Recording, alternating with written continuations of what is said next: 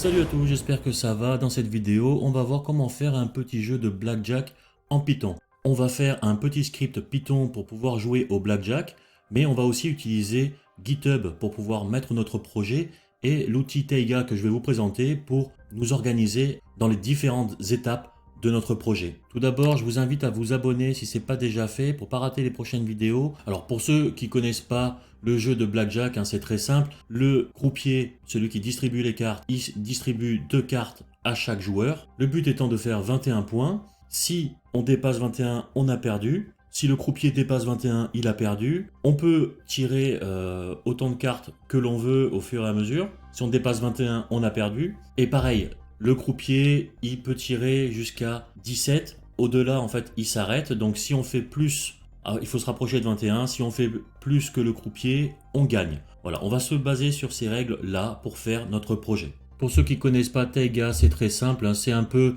le style de Kanban et Scrum, mais version très simple. Donc vous pouvez utiliser l'outil de votre choix, mais je le présente en même temps parce que c'est celui que je vais utiliser pour présenter la vidéo. Donc pour ça, je vais vous donner le lien en description. Il suffit d'aller du coup sur le site, de vous loguer si vous avez un compte ou bien sûr de créer un compte si ce n'est pas déjà fait. Et on peut utiliser GitHub ou le compte GitLab pour vous connecter directement. On va dans nos projets là-haut, et puis du coup on n'en a aucun. On va créer notre premier projet. Et là, je vais utiliser Scrum et je vais l'appeler Blackjack Python. On va le mettre en privé, créer un projet. Il faut mettre une description, jeu de Blackjack en Python, en script Python. Là, on va commencer par faire un script Python.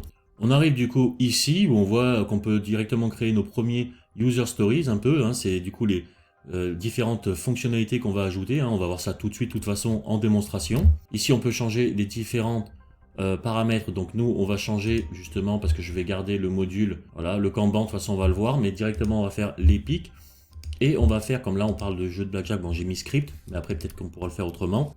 Version 1, on peut se l'assigner assign to me, on l'assigne à nous-mêmes. On va commencer par faire notre première user stories qui sera notre script pour tester un peu l'algorithme de jeu du blackjack. Donc on va le faire, on va l'appeler script test Python jeu blackjack. Voilà. On peut lui donner différents points. On va directement sur la User Stories. On peut l'avoir aussi dans le backlog qui est ici. Et aussi lui définir des points directement. On va rentrer dedans. Voilà. Et puis on peut définir des points. Donc c'est selon un peu la difficulté. Et c'est vous qui...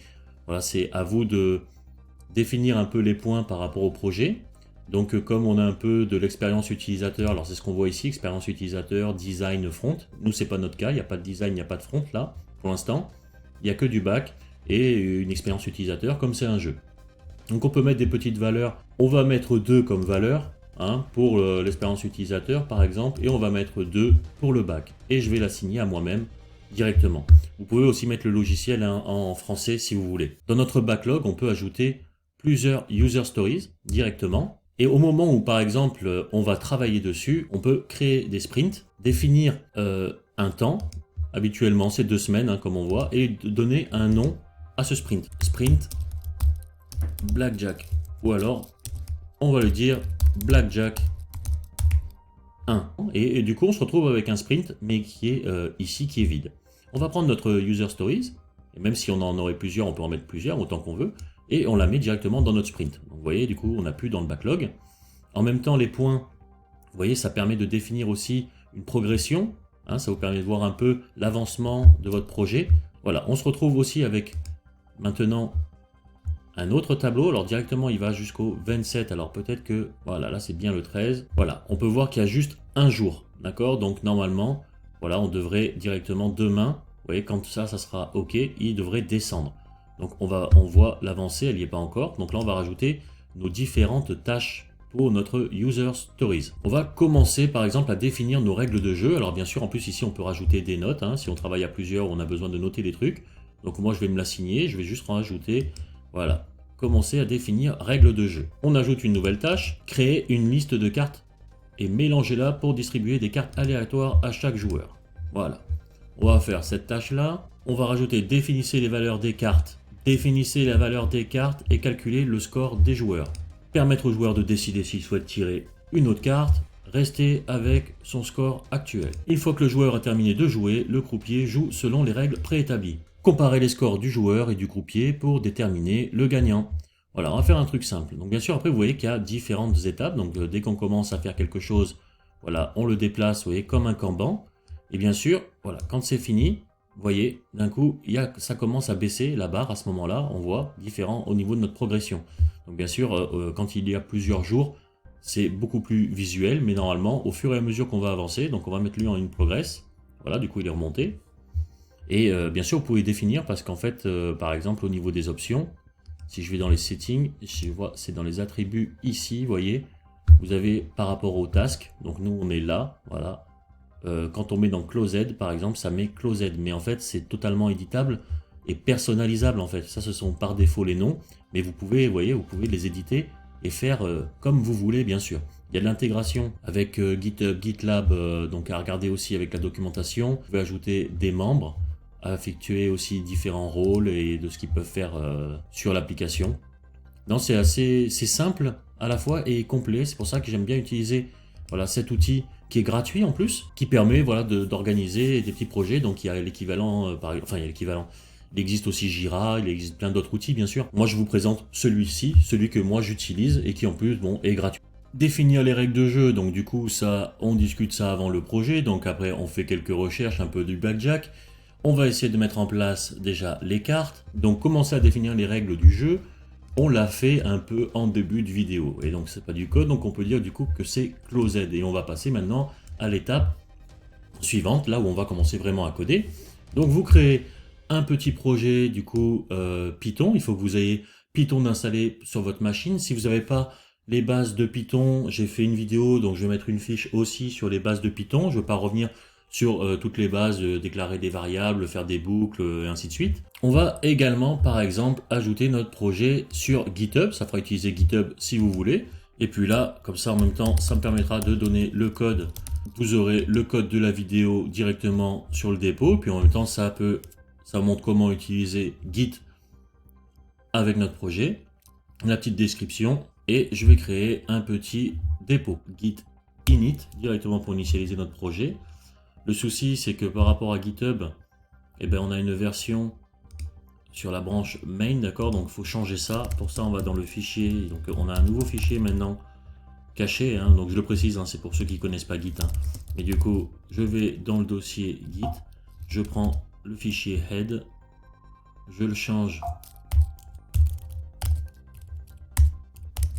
en main directement. Et on voit que en bas, ici, ça a changé le nom de ma branche. Du coup, maintenant, on va prendre la première, ça a changé le remote. Ici, mon guide, du coup, on peut ajouter notre fichier. On va faire notre premier commit, first commit, histoire que ça soit initialisé. Et je commit et je push. Maintenant, quand je rafraîchis mon projet sur ma page, on voit du correctement, on a notre fichier et notre premier commit. On peut du coup revenir sur notre petit scrum, notre sprint, et commencer par du coup créer la liste des cartes. Alors, on va faire directement une liste hein, avec le nom des cartes et leur valeur. Ensuite, on fera une fonction qui va définir. Alors, on va commencer par initialiser une variable, d'accord, une liste pour nos cartes. Et puis, on va commencer avec l'as égale 1. Ensuite, on verra quand d'un coup il vaut 10 ou il vaut 1, on verra après. 2, et ainsi de suite. Hein, comme ça, on va faire toutes nos cartes. Voilà. Donc après, dès que vous avez défini un peu toutes vos cartes, vous devrez vous retrouver avec un petit tableau comme ça. On va commencer par créer une première fonction, d'accord, pour un peu gérer la distribution de nos cartes. Donc on va l'appeler distribuer cartes, hein, tout simplement. Et on va lui donner une variable nombre de jeux, d'accord, parce qu'on peut avoir plusieurs... il n'y a pas qu'un seul jeu de cartes. On va voir ça de suite. Le jeu de cartes, on va créer une nouvelle liste par rapport à notre nombre de jeux de cartes, mais surtout aussi, à ne pas oublier, c'est que il y a 4 fois la même carte. Donc déjà, on va multiplier par 4 et ensuite, on va multiplier par le nombre de jeux. On va utiliser une méthode random shuffle, d'accord, directement en plus à importer, donc n'oubliez pas d'importer si ça le fait pas automatiquement, hein, et qui va permettre du coup de mélanger un peu tout ça, d'accord, comme ça c'est pas dans l'ordre comme c'est prédéfini, du coup on mélange un peu tout. Maintenant on va se charger de fournir aux joueurs, donc un joueur et un croupier, donc on va fournir 2 cartes random directement aux 2 joueurs, le croupier et le joueur. On va l'appeler main du joueur. Et là, on va faire notre jeu de cartes, .pop. La méthode pop va nous permettre du coup de récupérer un élément dans la liste et en même temps de le retirer, puisque au fur et à mesure, du coup, les cartes s'épuisent. On rajoute directement une boucle for pour récupérer seulement 2 cartes. Et on fait la même chose en bas pour le croupier. Et ensuite, eh ben, on retourne tout ça. Main du joueur, main du croupier, jeu de cartes. On a du coup notre première fonction, donc on peut dire ensuite du coup qu'elle est ready for test, d'accord, on va mettre là pour l'instant, et on va passer directement, définissez la valeur des cartes et calculer le score du joueur. Donc définissez la valeur des cartes, ben, on l'a fait, du coup je me suis trompé quand j'ai mis créer une liste de cartes, mélangez là, définissez la valeur des cartes. Ah oui, c'est peut-être, oui, ça concorde aussi. Alors, pour ça, on va faire directement une méthode pour calculer le score, et on va calculer le score d'une main.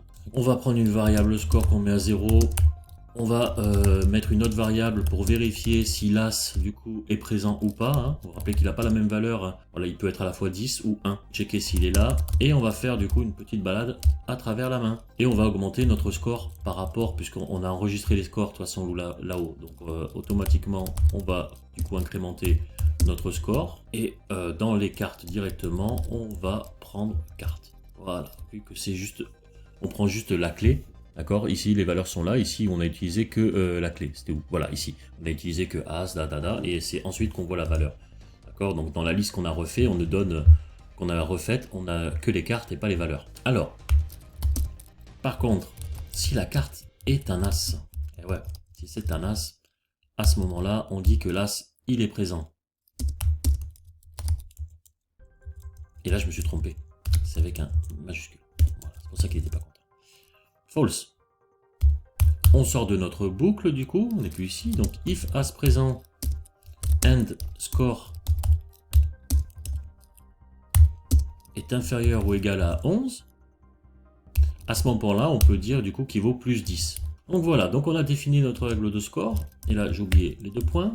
Ouais, c'est l'avantage de l'IDE qui nous dit un peu ce qui se passe. Donc définir les valeurs de score, c'est fait, rendu for test, c'est bon. Donc on peut voir maintenant, vous voyez qu'au fur et à mesure les points descendent. Permettre au joueur de décider s'il souhaite tirer une autre carte ou rester avec un score actuel, d'accord? Alors, bah là tout simplement, on va juste faire une autre fonction. Demander décision. Alors voulez-vous, il ne faut pas que je me trompe, voulez-vous tirer une autre carte? D'accord, on va juste faire un oui/non, tout simplement. Voilà. Et retourne choix lower. Donc avec la méthode input là, du coup ça va nous permettre d'avoir une demande faite à l'utilisateur en ligne de commande et de pouvoir obtenir son retour qui nous retourne si c'est oui, bah ok, si c'est non, bah non. Donc on a fait, voilà, décidé, de toute façon ready for test, après on va tester tout ça. Une fois que le joueur a terminé de jouer, le croupier joue selon les règles préétablies. Mais par contre, j'ai pas marqué afficher les résultats finaux, que je vais m'assigner à moi qui est ici. Une fois que le joueur a terminé de jouer, donc là on va se faire toute l'étape de jeu. Alors pour ça, on va directement faire une méthode qui c'est jouer Blackjack. Bienvenue au jeu de Blackjack. Ici, nombre de jeux. Alors on va commencer par 2, tout simplement. On va le mettre paramétrable. Et on va faire main du joueur, main du croupier. On va récupérer déjà notre première méthode. Et là, on va utiliser distribuer carte et on va donner le nombre de jeux. Voilà. Ici, c'est bon. Maintenant, on va faire une autre fonction où on va faire, par exemple, jouer main du joueur. On va envoyer la main du joueur et ensuite du coup on va créer notre fonction et au tout démarrage du jeu on va jouer au blackjack. Maintenant on va faire notre méthode jouer la main du joueur. Donc jouer main joueur. Et étant donné qu'il y aura une demande de cartes jusqu'à arriver à un certain score, ce qui va se passer, c'est qu'on va se retrouver dans une boucle. Donc automatiquement, on va faire une boucle qui est infinie tant qu'on n'a pas les bonnes conditions pour sortir. Et puis on va commencer à garder déjà les scores des joueurs avec la méthode que l'on a faite juste avant pour calculer le score du joueur. Et on va afficher directement notre main, comme ça on la voit, et le score actuel. Voilà, main joueur, je copie votre score. Maintenant, score joueur est égal à 21. Print, là, c'est blackjack direct et on peut sortir de notre boucle. Break. Elif, break, score joueur est supérieur à 21. On peut prendre notre print. Vous avez dépassé 21. Vous avez perdu. Et là aussi, break, c'est fini. Maintenant, étant donné que ni on a gagné, ni on a perdu, donc on a encore, on est en dessous de 21, donc on est encore dans notre boucle. Elle ne s'est pas arrêtée. À ce moment-là, on va demander un choix, demander une décision, et ça revient directement à tirer carte. Donc, est-ce qu'on s'arrête là, oui ou non? Si le choix il est OK, vu qu'on a dit que c'était un booléen, si le choix il est OK,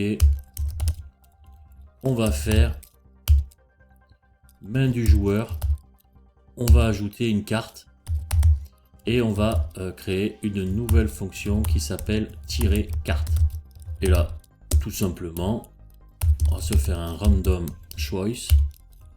Dans la liste, j'aurais dû mettre jeu de cartes ici, parce que du coup, j'aurais dû le repasser, parce qu'il le donne là, là, là. Je ne l'ai pas donné. Jouer main, non, je vais le mettre directement ici, carte est égale liste. Voilà, directement, random, et on retourne la carte. Comme ça, au moins, ça retire toujours une carte du paquet, parce que dans ce cas-là, ça ne fonctionnait pas. Maintenant, on tire une carte, else break. Donc, si il dit oui, il tire la carte. Si il s'arrête, c'est choice. Et comme ensuite, après avoir, s'il dit non, il s'arrête. S'il dit oui, il tire une carte. Et bien sûr, comme on n'a pas arrêté la boucle, il va recalculer le score du joueur, ainsi de suite. Donc ça va aller jusqu'à ce que le joueur gagne ou perde. Et ensuite, maintenant, on a joué la main de notre joueur. On peut recalculer, jouer main du joueur, je l'ai calculé, score est inférieur ou égal à 21. On va pouvoir faire jouer le croupier. Jouer main mais du croupier. Du coup, c'est pas la même fonction et on donne la main du croupier. Et ensuite, on affichera directement les résultats. Donc, on peut directement mettre notre première fonction, afficher les résultats du joueur main du croupier. Donc, on va prendre la méthode jouer main du croupier. Pareil, nous allons faire une boucle.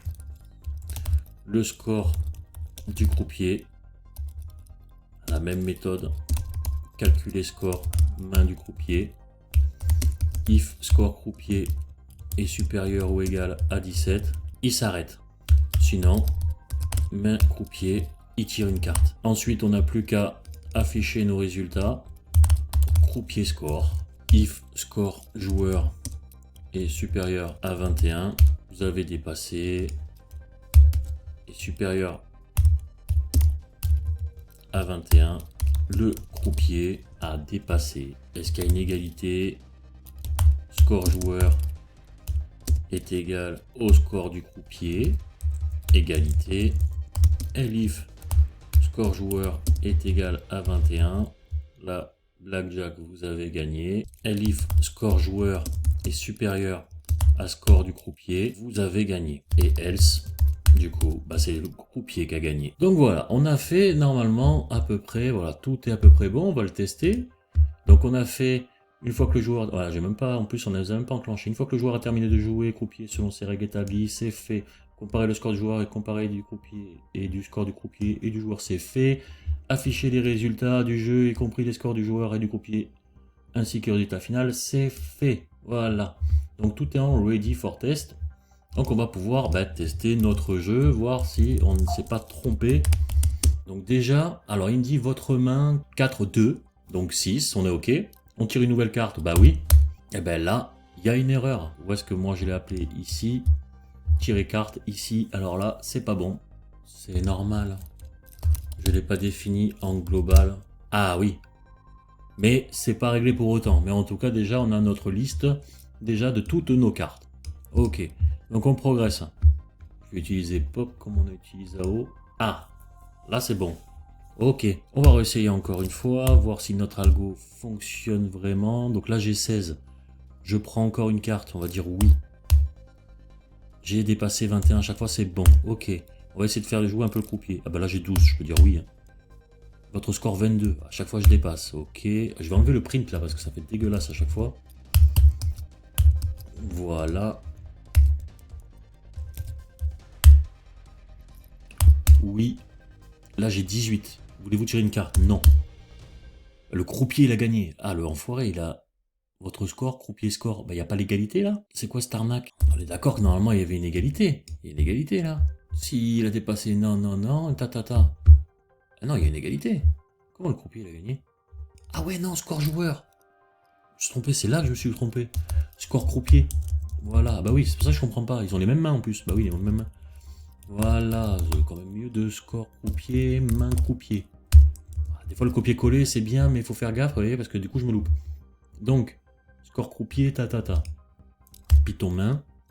On continue. On va clear un peu, hein, comme ça on redémarre. Votre main, 2, 6. Ça fait 8. Je veux encore une carte. Oui. 12. Ouais, allez, vas-y. Encore une. Ouais, 17. Allez, je m'arrête là. Croupier score. Le croupier a dépassé 21. C'est bon. Là, on a gagné. Bon, notre algo fonctionne. Maintenant, alors, j'ai plus qu'à faire ça. On va tout fermer. On peut tout fermer. Et voilà. Donc on voit que du coup on est à 100%, d'accord. Notre sprint il est terminé. Et en fait il se ferme, vous voyez. Donc du coup maintenant là dans l'application c'est fermé. Bien sûr on peut revenir derrière. Voilà du coup pour une petite présentation. Ah, on n'a pas fini. Je suis bête. D'accord, pour un peu plus loin pour ceux que ça intéresse. Du coup on a fait des modifications. Donc on va commit. Par exemple, ajout jeu basique pour test règles de Blackjack. Voilà, comme ça en même temps vous avez le code que je vais vous mettre en description. On commit directement et on push, on voit le fichier qui est parti. Et voilà. Directement on a notre projet, il est sur GitHub. D'accord, donc vous pouvez faire directement votre propre dépôt. Et bien sûr je mets le mien ici en description à la vidéo. Donc je vous remercie d'avoir regardé, si ça vous a plu, n'oubliez pas de mettre le pouce bleu, abonnez-vous, si ce n'est pas déjà fait pour ne pas rater les vidéos suivantes. Si vous avez d'autres idées de projets que vous voulez voir que l'on développe, du coup je le fais en vidéo, ce que vous voulez, essayez de mettre voilà, en commentaire, je choisirai parmi un peu vos idées, voir un peu ce qui vous intéresse, donc n'hésitez pas à les mettre un peu, comme ça on voit ce qui vous plaît. On en a donc fini et je vous dis à bientôt pour une prochaine vidéo.